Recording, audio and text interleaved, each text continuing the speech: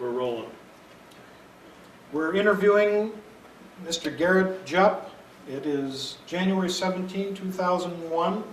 Michael Akey, the interviewer at Latham headquarters.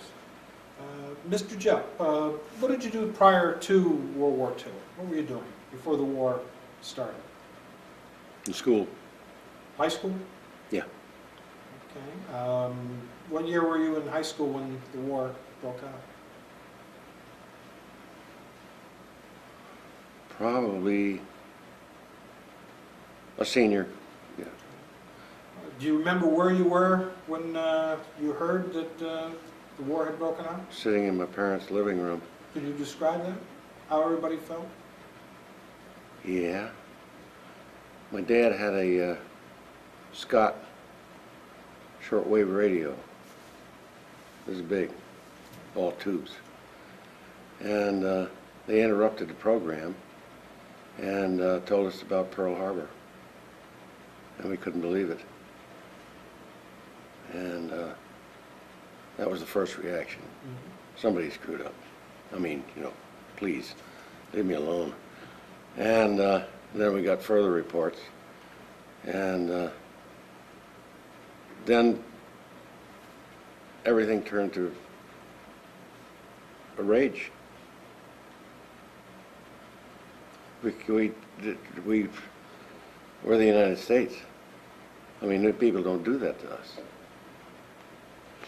How did you think that would have an impact on your life at that point, being a senior in high And school? both my parents and I knew immediately that I was just about to turn 18, and that there was no question that I was either going to get drafted or I was going to prepare myself to do something where I might be able to offer more than just a body. And so I still had one more more courses to take. So I must have been a junior. And so I went to summer school so that it would put me in line to go to officer school if I could. And if my marks were good enough, whatever. And that's what I did. I got into a school specifically for that. And it was a private operation. What school was it? Do you remember? Kent, Located? in Connecticut. And so I finished my summer school and got a diploma and applied to the U.S. Merchant Marine Academy at Kings Point. And I was too young, but I pointed out to them that I didn't have to be 18 until I went to sea. And so they took me. And they have probably 6 or 8 month course for the plebes. And the general line of things was semaphore, navigation, naval architecture, and the like that you took for the first 6 or 8 months. And by that time, I turned 18, and I was eligible to go to sea. And before graduation, but during the interim, while you were going to the Merchant Marine Academy, they sent you to sea as a cadet midshipman, cadet-midshipman. They had trouble thinking of what to call us, I guess. That's what it was. And so we were put aboard merchant ships for hands-on, which took me to Europe 3 times, I think. That's in the information I sent to you 3 or 4 times. And we my duties were to do the navigation, sort of a backup. It was a training thing. And to make sure that all the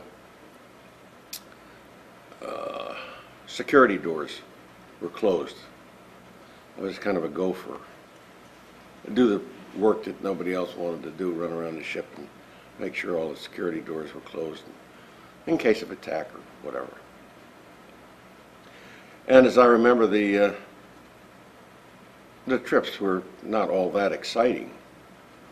We had a few alerts from subs, but by the time I got in the war, most of the subs had been wiped out of the Atlantic, at least in the western part of the Atlantic.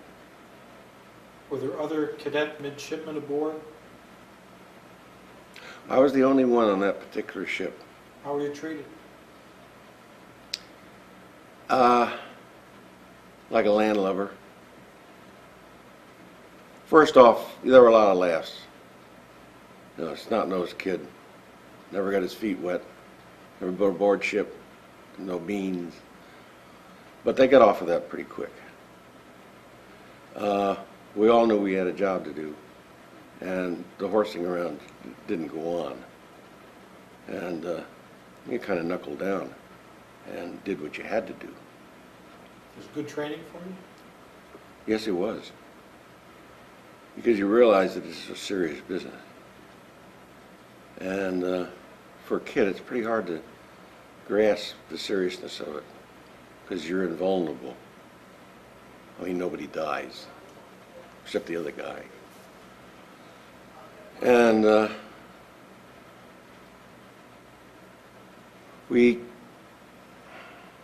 I don't remember the details of the thing. We picked the ship up and, did I tell you the name of the ship? No. SS Marine Raven. I think it was U.S. Lines. Picked it up in Philadelphia. What kind of ship was it? Cargo? Yeah, except it carried troops. It was built like a tanker. The superstructure was aft. And it was built to take armament overseas. But then they needed the soldiers more, so what they did was they put ballast over the keel because of the light weight of the cargo as compared to armaments. And so we loaded up with soldiers after going to New York City. And the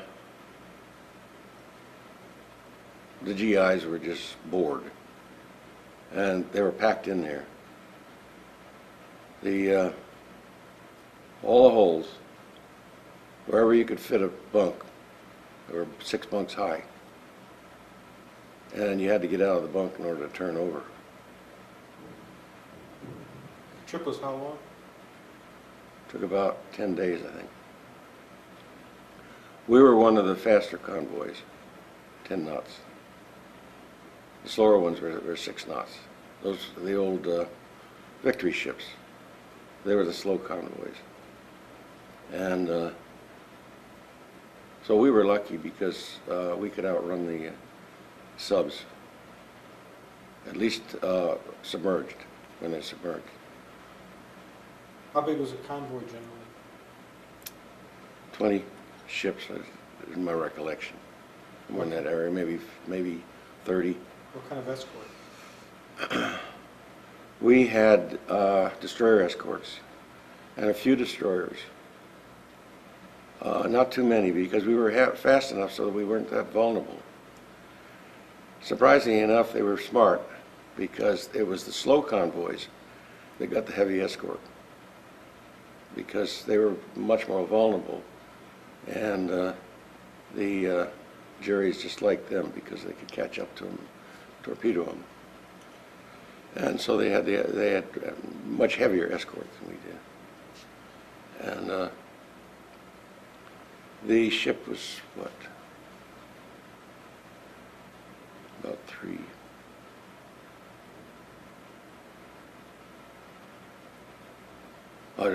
The size of a football field, I'd say. And The GIs were the ones that I felt badly about, because I was ship's company, and I bunked in with 2 other guys, but we had our own room, and the only thing they had was that they weren't right over the engine.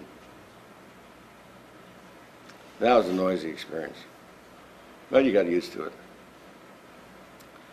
And I wouldn't want to guess how many troops we had, but I suspect it was, probably 200-300, maybe 400. And nice guys. And I guess the biggest thing was waiting once we got over there. The British didn't know what to do with them. Just wasn't any place to park them. And first trip was to Scotland, to Greenock. And we went to the bay there, I've forgotten what it was, Firth of Forth. And just anchored out, because the cargo ships were the ones that had to go into port so they could be unloaded.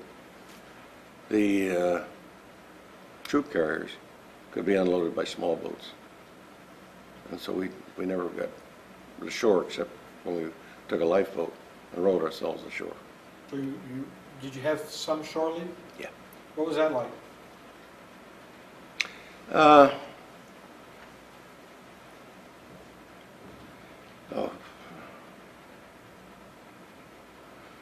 Well, I'm thinking that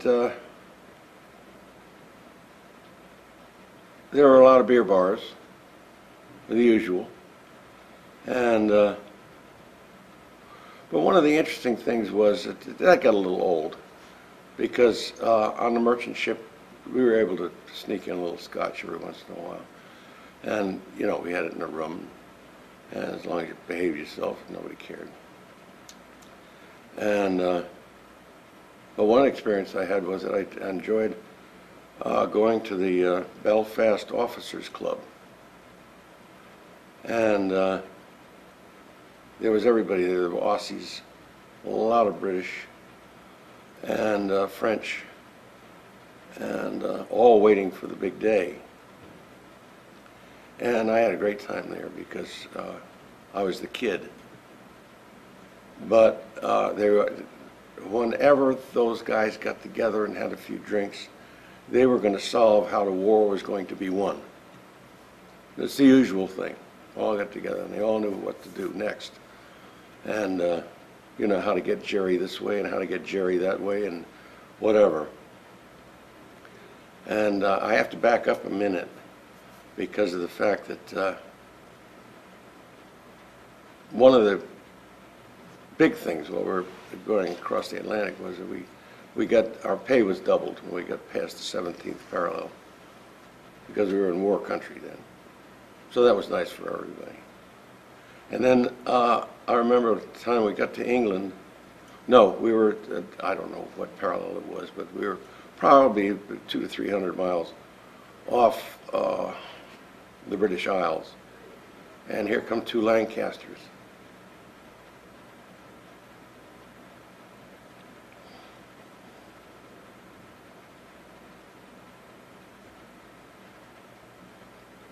I'm still touched by it.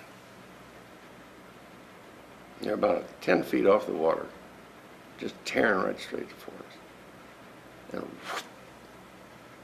Must have been quite a sight. after being at sea for 9 days, it's like coming home from school your first day.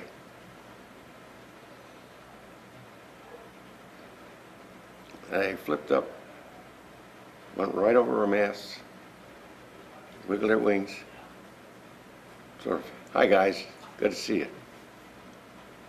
Then they peeled off and they gave us a good look for Jerry's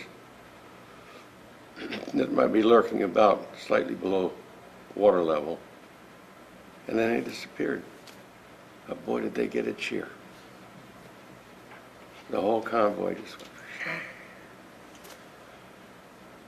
And that was a very touching moment. What was your skipper like? Very gruff. Old salt? Oh yeah. Yeah, I had a Swedish accent. Maybe Norwegian, I'm not sure. But definitely, you know, that take. And didn't pay too much attention to me. But he thought my first name was Jupp. Just an American pronunciation of Jupp. That's all he ever called me. Jupp. Never said a word to me. Primarily, the bosun was my boss. And second mate, third mate would look over my navigation. But I worked for the bosun. How'd he treat you? He was a great guy. He had everything except a peg leg. He had a real limp. He had one leg that was probably 2 inches shorter than the other leg. And boy, if he didn't look like, you know, the bosun of yore, he didn't look like a bosun at all. And he had a Norwegian accent, or a Scandinavian accent.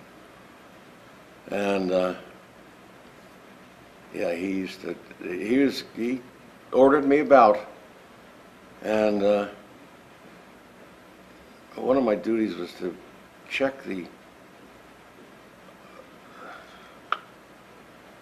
stores in the lifeboats. And he used to say, "Yup, get up to cradle boats up there and tend to the stores. You never know whether they're going to be used."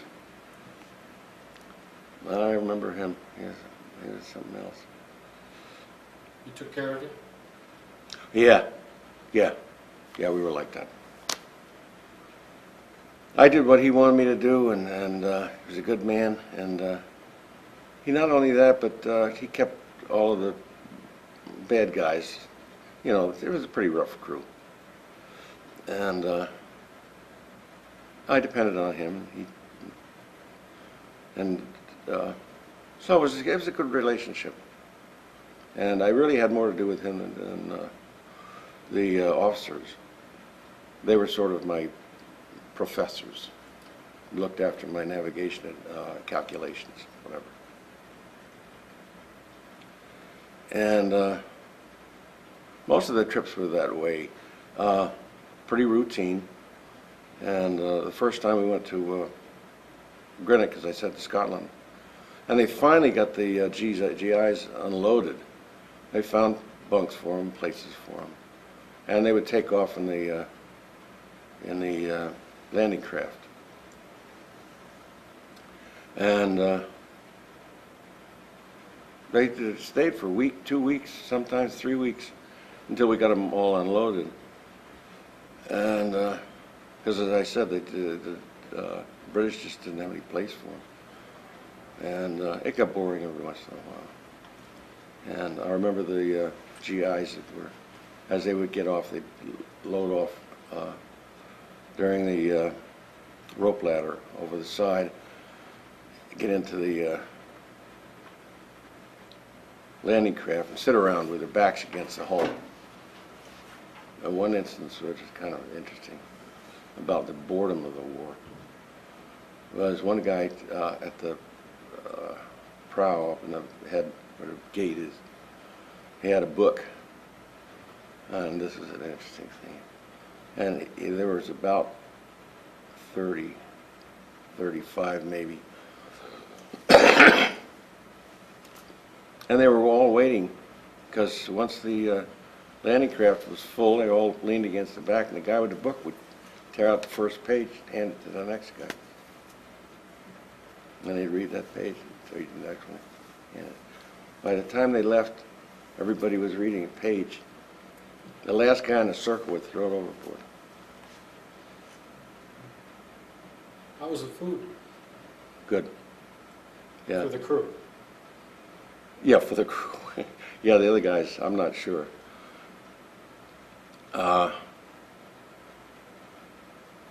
Very good. We had it was like a restaurant. We had a menu, and You usually had 2 main course choices, and all the rest of the goodies. The cooks were good, and they were dedicated. They were mostly Latinos, Filipinos, but they worked at it, and they took pride in what they were doing, and so we were fed well. You don't hear that from GIs. No. The no, I was kind of golden there. I was very lucky to get into the Merchant Marine Academy, and because, as I said in a little bit of what you have, that yes, I was very lucky. I mean, I didn't have to get out of my bunk when I wanted to turn over. And so on the third trip, first trip we went to Scotland.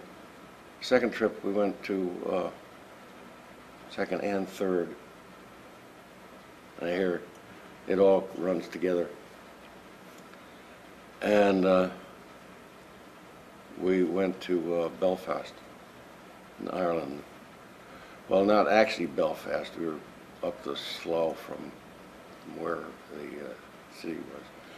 But we used to take the train in when we got shore leave, or liberty, not leave, really. And so there were the beer bars and whatever, as usual. And it was a scruffy little town. We used to take our dates home at night, and the women would be screaming out of their third stories before we were halfway down the block, looking for Marie or whatever her face was, and just chewing us up something terrible. The bad guys from the United States.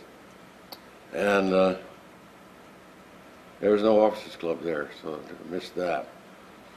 But we weren't there that long. We were, let's see, probably there, yeah, we were there a month, I guess. Yeah, that was the last trip I made over. So the general reception by the Belfast natives was? Oh, they were just concerned about their daughters. Yeah, they took us just for whatever we were. I mean, the GI. It didn't matter whether we were Merchant Marine or whether we were Navy or whether we were a Slogfoot. We were just, American GIs.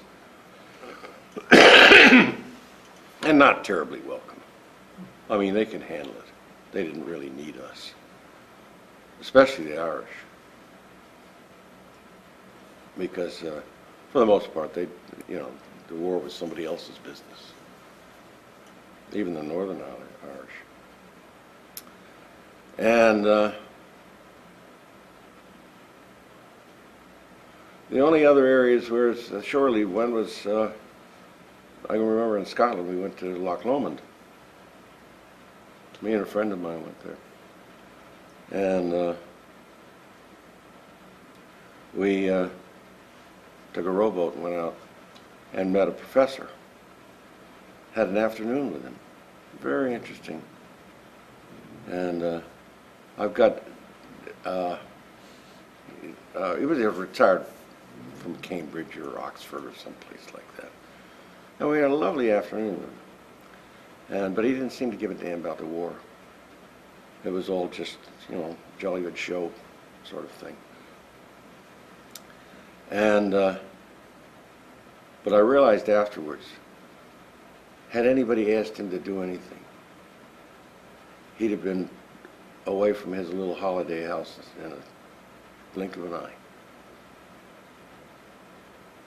Because those old folks, during the war, they had special duties.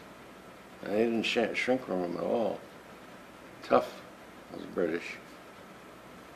Because when they had the air raids, the Germans had a nasty habit of delaying their fuses. And It was the old folks, because they were expendable. They were the ones that had to dig them up and defuse them. You know, if there was a mistake made or the timing was bad, they didn't lose a defender of the realm. And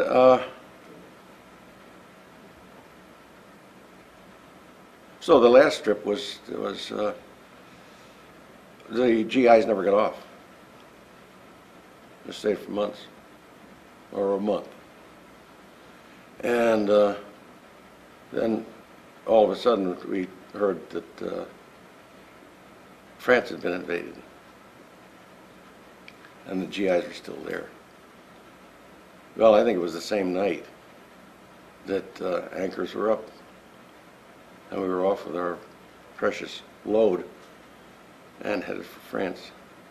Did you know where you were going? Yeah. Oh, we speculated about going to Italy, southern France, cut off the Jerry wherever we could. We knew it was going to happen, but we didn't think it was Normandy. And we had a minesweeper ahead of us. And those GIs wanted to get off that ship so bad. They didn't like the food either. And that's why they were just chafing at the bit to get off of that ship. They were landlubbers. They didn't like being on a ship, even if the sea wasn't that rough or anything like that. They'd just been crammed in there for too long. And so we started down the Irish Sea.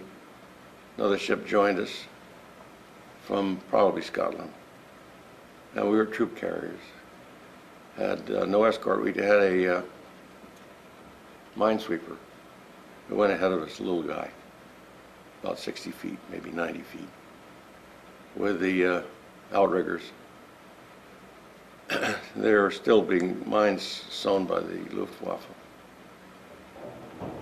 And it was a long slug down the Irish Sea and across the English Channel. And those guys wanted to get off so bad. So it was designated the D-Day. It was, which very few people remember, I've found. 10 years ago, nobody knew what D-Day meant. Debarkation Day. Or as the GIs said, Debark Day. And so we, in the middle of the night, we could hear the war going across the English Channel. And you know the way the movies are, they boom, boom. This was a crackling war. Sounded like bacon frying, only loud. And first experience, because we hadn't had any run-ins during my trips. We hadn't had any run-ins with a Jerry at the sea or anything like that. And we arrived and the 16-inchers were banging away. It was D-Day +2. I wasn't one of the first. So what kind of sight greeted you? Hundreds and hundreds of ships, of all types, right from the battleship down to our little dinky minesweeper. Destroyers, a lot of troop ships, and we were large troop ships. There were a lot of small troop ships that had come over from England, and all they had to do was just shuttle back and forth between Calais or Dover or wherever, and France. So they were shuttling back and forth all the time, and just as far as the eye could see. And then the naval craft were bombarding the Germans, who had by that time been driven probably a mile or two back from the beach, but they were taking pounding from the naval guns. And one interesting thing was The Germans had one little pop gun on a promontory between Omaha and Utah that they couldn't shut up. And I don't know, where they had their 16-inch guns. You'd think they could have just, after a few rounds, could have found them. But they sent a destroyer in. And he was whaling away at this one last gun. And for some reason, he wasn't, well, with 5 inches, it wasn't enough for the bunkers that the Germans had built along the beach. Then he got himself in too far, and he was looking up at a cliff. And with a straight shot, it was a mortar work rather than. And I learned later that that was the Point-Du-Hoc, where the British, they're like rangers, I've forgotten what the British call them, had put up their hooks and climbed that ladder. And apparently they decided that was the only way to knock out that gun. How far offshore were you? 300 yards. Pretty far off. And, but it was a maelstrom of little boats, big boats, ships, and all the naval aircraft going crazy, and the racket going on ashore was unbelievable. And the Luftwaffe had been pretty well wiped out by then, but we were still losing our own craft into the Bay of the Seine, and one of them almost hit us, and because the ground fire was wicked. And so those aviators had a tough time, even had D+2.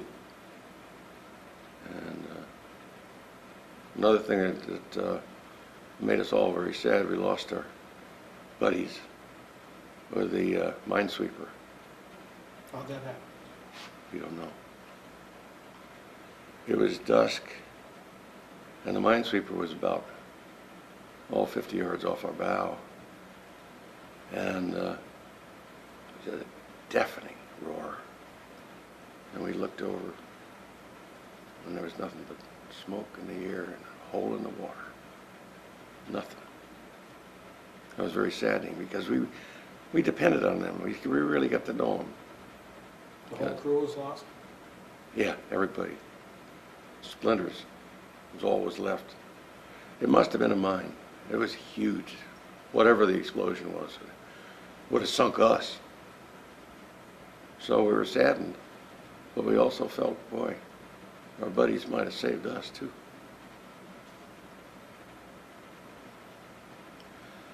And then we went back to Bristol, England. But we lost our minesweeper. And then we didn't have a GI on board. So I think that the powers that be weren't terribly worried about us. So we had to hoof it all by ourselves. But the skipper made sure that we were vulnerable for the shortest period of time he could possibly think of. So when we did return to England, he had us at flank speed all the way across the English Channel. And that, I didn't know if the ship could make it or not, because it was just shuddering the whole time. But we made it. And got back to Bristol and to pick up another load. And I realized that Bristol was the great staging ground for the invasion. Just square miles of military equipment there. Most of it had been pulled out, but you could see where it had been, and the guardhouses and all the rest of it. And so that was the staging area. And so we took one more load over, and pretty much the same results. By that time, the Jerry had been pushed into France pretty far, and it wasn't quite as noisy. And then we headed for home. And I finished up my studies at the Merchant Marine Academy And being at near the top of the class, I was never at the top of the class. I was allowed to apply for Ensign in the Navy. And This was 1944. yeah. My dates aren't that good. Yeah, probably near the end. I'm not sure. And so I was there, let's see, doing my final studies, and a non-com came up and handed me an envelope and said I had a commission. So I was pretty proud of that. They took about 5% of the graduating classes from the Merchant Marine Academy. All the services were vying for able-bodied, warm people. So I was fortunate. Picked up my orders, had about 10 days off, and spent the time with my family. And I was touched. My mother bought me a book called Survival in the Pacific. She wanted to make sure the boy came back. So I was fortunate, and I was assigned to the destroyer Dorch. It was a Fletcher class. 6 5-inch forward, 3 5-inch aft. And they were about to take off. So I was fortunate they flew me out. And on a Goonie bird, DC-3. Took about 4 stops to get to the West Coast. And full of GIs. I guess I was the only sailor on board. And we arrived there in San Diego, and I missed the next flight. And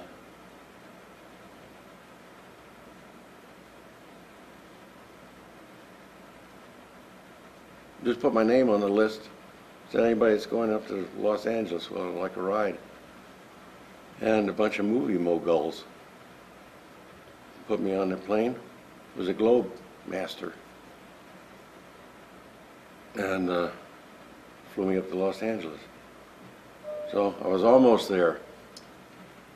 So I hung around, and you have to realize these buildings, they were little wooden buildings.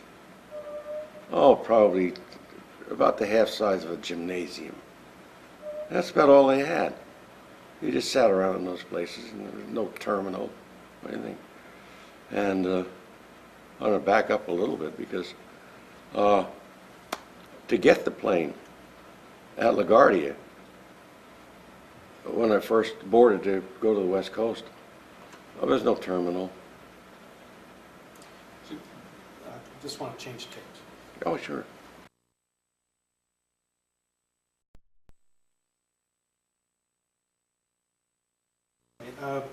This is tape 2 with Mr. Garrett Jupp. Yeah, I wanted to make a comment on the way the airlines ran. The TWA, I remember that. Matter of fact, I still have the sticker. And the terminal was across the street from Grand Central Station. That's where you were ticketed. That's where you went through. Well, there wasn't any security to speak of. They just took you at your face value then. And you got on a bus there. And the bus drove you to LaGuardia Airport. And the bus stopped on the tarmac. Everybody just got out of the bus, walked up the steps to the aircraft, and got aboard that way. And there was really no terminals, just wooden building. It was like a pilot's lounge. Anyway, to get back to where I was, I got as far as Los Angeles, and the movie moguls had left. I was sound asleep. I'd been up waiting to get a flight, and so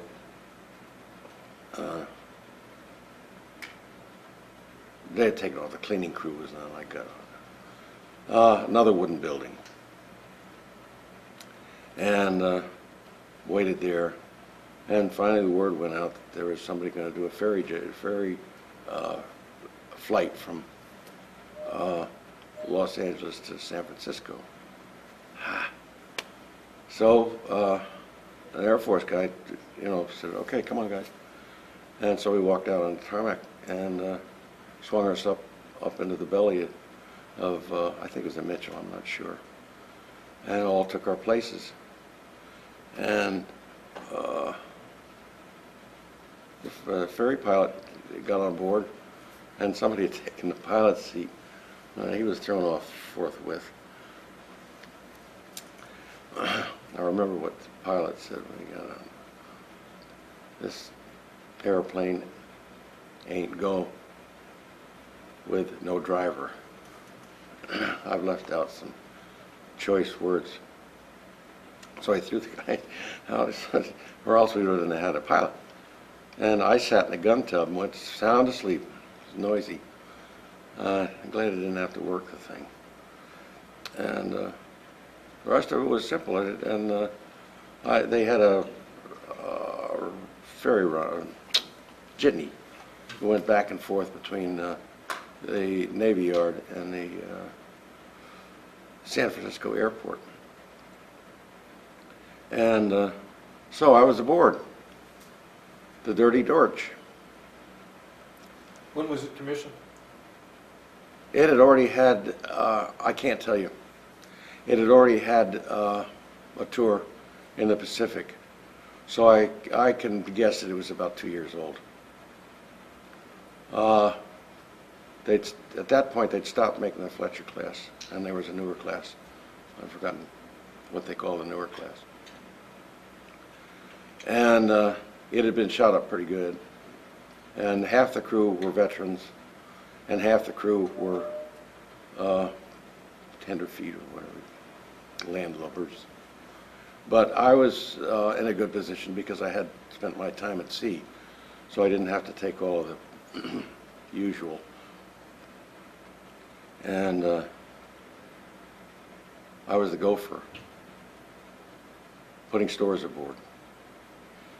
My first duties, given a pickup truck and a requisition list and places to go and vouchers and all the rest of it, and just brought everything from toilet paper to welding rod and went back and forth. And I was head gopher, and I had my other gophers that were in the back of the truck hollering epithets at everybody they could find and just having a whale of a time. And luckily I didn't have to discipline anybody because I wasn't good at that. I guess the biggest thing I commanded since I was a kid was a small dog. So we were ready. The next thing was sea trials. And boy, talk about power.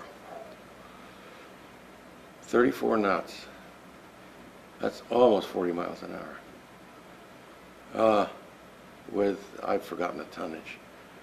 But when you look at a rooster tail that's 30 feet high, you got Quite a change. power, yeah. And these guys were serious. There was beer. It wasn't like the Merchant Marine. These guys had a job. And there was no fool around. They wanted to make sure, especially the skipper. He was good. He was much lighter than the old merchant skipper. But he was still serious, and he wanted to make sure that ship was going to do what it needed to do. And at flank speed, first thing he did, just to make sure everybody knew how the ship was going to behave, he pulled a hard left rudder right after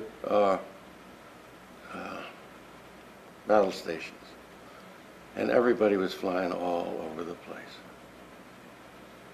And so it taught the crew, first of all, to get your life jacket on and your helmet on before you left. Don't do it running down the deck. The second was, whenever you get on deck, hold on to something. They were just sliding all over the deck. Never again. And some of them almost went through the lifelines, but they hung on. And as you probably know, a destroyer is not like a speedboat. It doesn't do like this. When you go to go hard to port, it leans to the right. It doesn't lean into it. So that made it even more tedious for all of the sailors that were on deck racing around. And I was amazed what that ship could do. And it made me feel so secure. There wasn't any Jap that was going to catch us. No way. Or even get a bead on us. And then we went back for final stores and we were off. Went to Hawaii and spent a few days there. It was interesting. The only thing I really learned in Hawaii was that Diamond Head, you can hardly see it without binoculars from Waikiki Beach. You look at the postcards, it looks like it's standing right there. No, wait. So we're back on, we pounded, was it Wake? I can't remember the Wake or Midway, where the Japs were left behind after the flat top battle. And they just left the Japanese just left that part of the ocean and left them. And so the Americans, when they were going back and forth toward the Far East from Hawaii, used it as target practice. Just to, you know, make sure that the Japanese were, keep them awake. And that was an interesting experience too, because everybody makes mistakes. So we, with our 5-inch guns, we ran in to try and get a couple of pops at the Japs in the wake, and we found out that they had 5-inch guns too, and they hadn't gone to sleep. And the Arizona, I think it was the Arizona, I'm not sure. Did you know? I don't remember. It was a battleship pummeling them from the other side of the island. And that was a little scary because of the fact that the admiral, the commander of our flotilla or whatever, the task force, said, "You better back off, guys. No use in taking any chances. We haven't even gotten to war yet." And so as we went, the battleship was north of the island, we were south of the island. And the battleship's radar picked us up. Somehow it climbed onto us rather than the island. So the 16-inch guns followed us south. So the next salvo straddled us. Got us very wet. And I've never seen a man move so fast as the skipper. He was down in CIC. He didn't take the stairs. He just started a landing and boom, and got the admiral, said, "Knock it off, guys." One of those in the amidships, we had about 3 minutes, and we'd been sunk. But that was an experience, an anecdote. And we went on from there. And before we saw an awful lot of action at all, this was my lucky war. Because we were going to Okinawa, I think it was. They were still working that island, or planning to work it, I'm not sure. Typhoon came through, and the skipper almost lost his ship.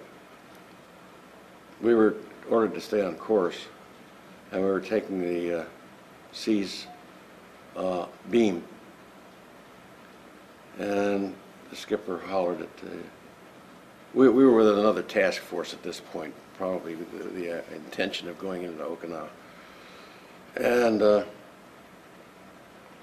no, steady on. He was in the battleship, he didn't care. And, but I was on the bridge, and that poor little skinny destroyer, one minute I was looking at the waves, maybe an arm's length from me, the way it seemed. And the next time I was looking at the sky with rain pouring down. The skipper took about 5 minutes of this, or 6 minutes, or 10 minutes maybe at the tops, and went into the wind. I mean, to hell with the admiral or anybody else. Because a year before, a typhoon had come through, and they lost 3 destroyers. Because they didn't have a skipper like we had. And they lost all hands. And so we battled that one out, but it had taken a toll on us. The reason being, and I didn't realize this until afterwards, that our propellers were out of the water half the time. If we had shut down the engines, we would have broached and gone with the seas abeam again. So we had to keep way on. And the only way to keep way on is to keep the propellers going, just a little bit inching ahead. But every time the propellers came out of the water, because the swells were that big, I mean, the swell would come, and when the swell was amidships, the aft was up in the air. And all the load was taken off the turbines. And whang. And then, with that having been done, then the props were just jammed down into the water again. And so that was the end of the war for us. What happened was that the turbines had been damaged enough so that we had to go to Guam. So the great thrust at Okinawa and all the rest that we were going to take part in, we were the lucky ones. And so me and my mates said this is the best war we ever had. Did you cross the equator? No. No. Never had that experience. We went through when we went home, we went through the Panama Canal. How was that? That was fun. It's like sailing in a jungle. And the crew had a ball because all of us young officers just took it. Because that was our initiation. And one of the interesting things was that we were in fresh water. And we desalted everything. The superstructure, hull, bilges, inside, outside, including all the junior officers. They were hosed down good with fresh water. And then we came back to New York. And that was pretty near the end of it for us, except for the fact that we had to go into the Navy Yard. And because the repairs had to be tweaked a little bit more to... oh, by the way, when we were in Guam, they dropped the bomb. What did you think of that? Didn't believe it. I mean, it just doesn't happen. You don't do it that way. We'd all assumed that we were going to get patched up and get back, and considering the way that the little Japanese guys had fought for islands they didn't care a hoot about. Suppose somebody tried to take their homeland. That was going to be a rough go. And it didn't sink in, not at all. We couldn't get rid of the idea that we still had the tough part to go. And it was handled with disbelief, period. And until we all realized that there were no more orders coming. Just sit. I think we did some patrol work, light stuff. The next order was to go to Tokyo Bay. And the large battle wagons were gathering at that point, and we just had to go up an inlet and get out of the way. But we were there when the Japs signed the surrender, right near the battleship. We didn't see what was going on because all the gunnels were lined with Marines and sailors and whatever, and we were looking up like this. But I guess it was quite an experience. I certainly won't forget it. What'd you do after that? We took off and went home. Well, no, I shouldn't say that. I shouldn't say that. We did some demilitarization work. And I guess that's close to combat as anything I got into, because we were unloading some, there are a string of islands south of Tokyo Bay. And it was our job to go down and demilitarize, or actually take all the weaponry and dump it in the Pacific Ocean. And which we did mostly with the Japs' own boats, landing craft and things like that. We left with a skeleton crew, left Tokyo Bay. It was about a day's travel down to the island, and we had to go ashore in landing craft because there were no docking space large enough for a destroyer. And one of the most thrilling sights I ever saw was going up these cliffs in a Jeep. The two landing crafts brought some Jeeps with us so we'd have some transportation, and they went home. And we went up to the face of this cliff and looked down and saw the Dorch with its shadow rippling on the coral below. That was quite a sight. It's like a toy ship. Did you have any interactions with the Japanese? Yeah. Soldiers, civilians?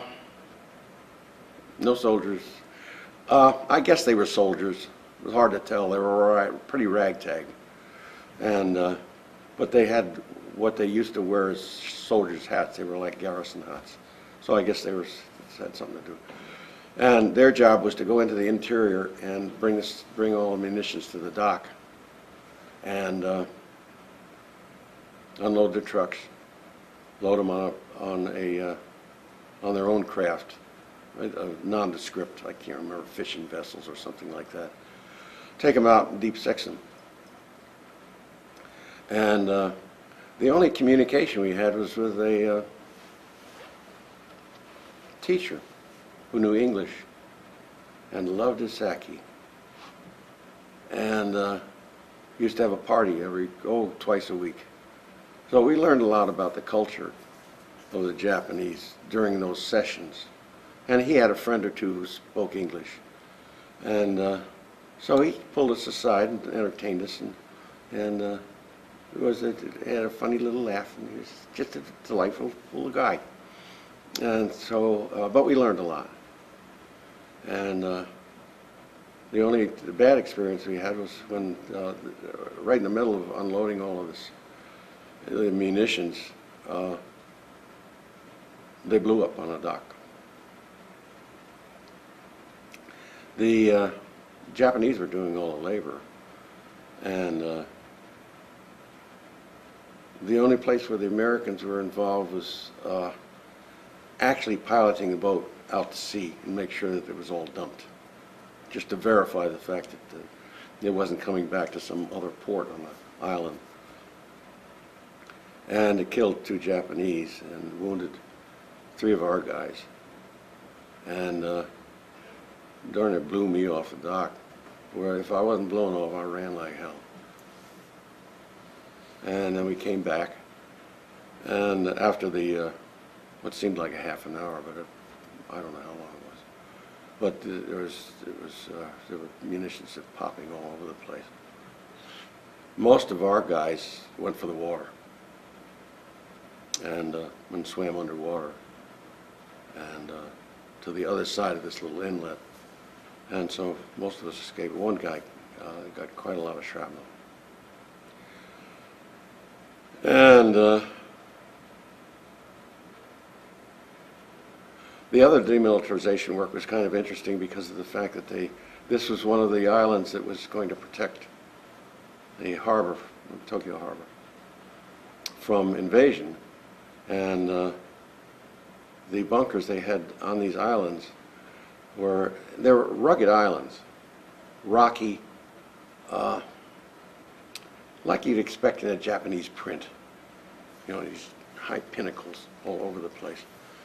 And they had honeycombed these pinnacles and made actual forts out of them. And so it was our job to get rid of these bunkers. And they were live-in bunkers with, they were like an anthill.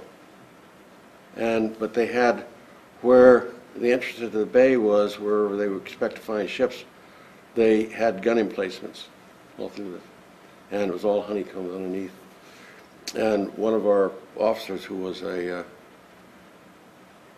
academy graduate, had learned about munitions. So we took our depth charges down, and he took them down and wired them up right in the base of these places, these embankment emplacements, gun emplacements. And that was a sight to see, because he'd take 3 or 4 of our depth charges down and bury them right down in the bowels of these honeycombed areas and set them off. And the whole bunker would just rise up. And it was like a multi-vented volcano. All the gun emplacements that were open to just spewed out everything off into the ocean. And when the explosion and the dust had subsided, the whole bunker, or the whole thing, it just shrunk about 20 feet. It was a sight to see it, but they were dug in. They were dug in. And it would have been a tough go. And it bothers me to think about people who say, "Oh, it's a shame. You know, we had to go and win the war that way." It would have been costly, very costly, had it not been. How long was that duty? Probably a month, And after that? month and a half. Went back, picked up the rest of our crew, who was ashore doing demilitarization work. And, we had a few trips into Tokyo. Pretty uninteresting, except for the urchins trying to get gum and cigarettes from you. And then I've completed the rest of the scenario as far as going through the canal. And we had one interesting, there were 3 destroyers, they were all going home at the same time. And I can't remember whether we were the lead men or whatever. And but we were full of it. We'd won the war. So we were going, after leaving Hawaii, we were going down the western coast of Mexico. And so the lead skipper decided we were going to put a show on. So I went at flank speed, right smack toward Acapulco Beach. And right in formation, right up almost, 500 yards from the beach. Hard right running line, first, second, and third. And so we put on a show for the folks at the beach, and we could hear them cheering. That was fun. Good thing the charts were good. Yeah. Well, we did have a depth bound sounder too. And so I went back to New York, and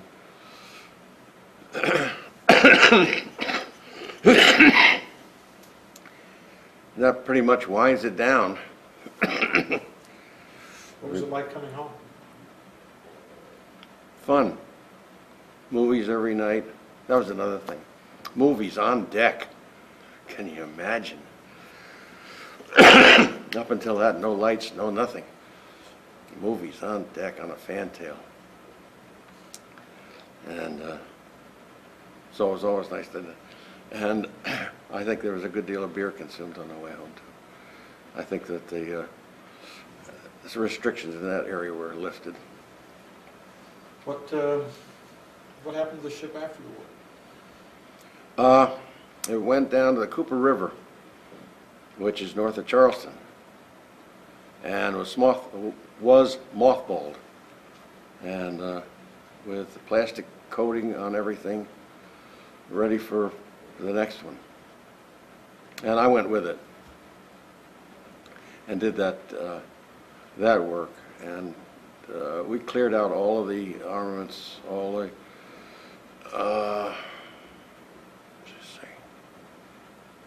all the ship's inventory. It was all shipped up to wherever. And there was one instant where we were missing a 45. The inventory was very meticulously kept. That was at the Charleston Navy Yard. And there was a 45 missing. Oh my God. What a terrible dust up. Oh, the hissy fits the Navy had was just terrible. They had all the gumshoes wandering around the decks. And went through the inventory over and over and over again. And we all knew who had it. The guy had been discharged about 3 weeks beforehand. And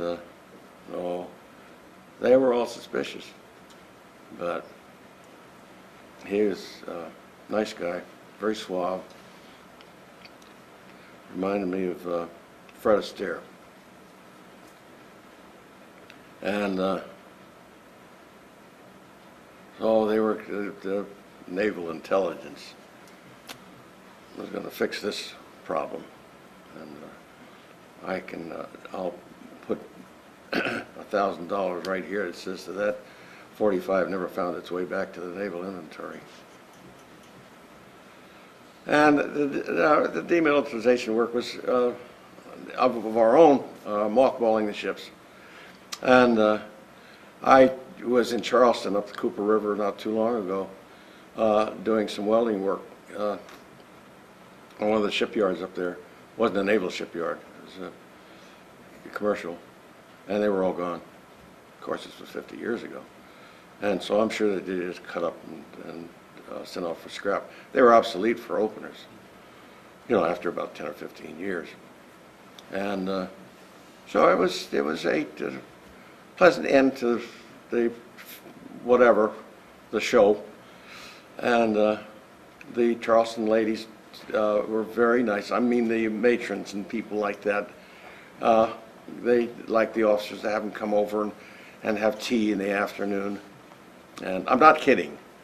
And so they treated us well because they were used to the Citadel students, and they were nice Southern ladies that liked to have tea in the afternoon. And so a lot of the officers were invited over for pleasantries in the afternoon. And it took me forever to get out of there because I didn't have the points. The guys that had been in since the beginning of the war, they were going ptoom. But the guys that got in 44, and actually I only spent about a year and a half actually in the service. So I was at the low end of the totem pole, so I was kept on at the Cooper River for many, many months. And finally, I don't know, finally I got discharged on it. My time came up, one of the last ones, but that was it. What did you do after the war? Went to Columbia. GI Bill? Yeah. Good deal. Yeah, I took geology and mathematics and physics, and wound up as a salesman for mostly mechanical equipment. I got into aerospace, went to the West Coast, and worked as a liaison with the government and with airlines for an aerospace company, Parker Hannifin.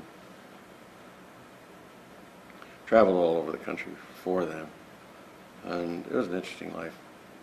Keep up with your shipmates? No. I saw one of them once, about 10 years afterwards, maybe 15 years after the war was over. And at that point, I was selling valves, compressors, pumps, sort of thing. And chief engineer was the chief engineer at the Ross Valve Company in Chicago, or Detroit, I think, maybe. And we went there for a sales meeting, and that was fun, running into him. And because it was a complete surprise. And no clubs, no nothing, none of that.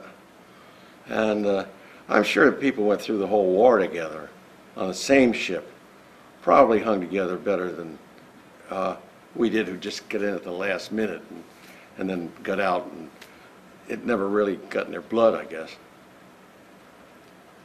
What's your general impression of your service? Was it worth it? Oh, yeah. Yeah, I grew up fast. As I said, when I got to the Merchant Marine Academy, I was only 17. And everybody followed the rules. I mean, there was no horse around period. No being a child. You went to work. And you had responsibilities. You had duties. And it was expected of you. And you expected it to be expected of you.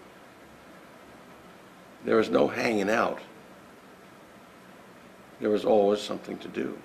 And by the time I got out of the service, education was the thing. And that sense of responsibility just stayed with me. And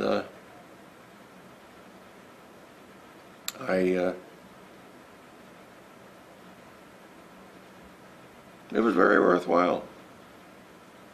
Yes, I'm actually disappointed with a lot of present day feelings that, oh, let a kid be a kid for a while. It'll make you happy. And I'm much more comfortable with taking on responsibility when it comes due. And, going to Columbia and graduating from there, that was just as much of a duty as anything else. I felt it had to be done, and that I wanted to make something of myself.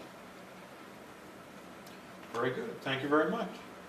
It was a pleasure. It was wonderful.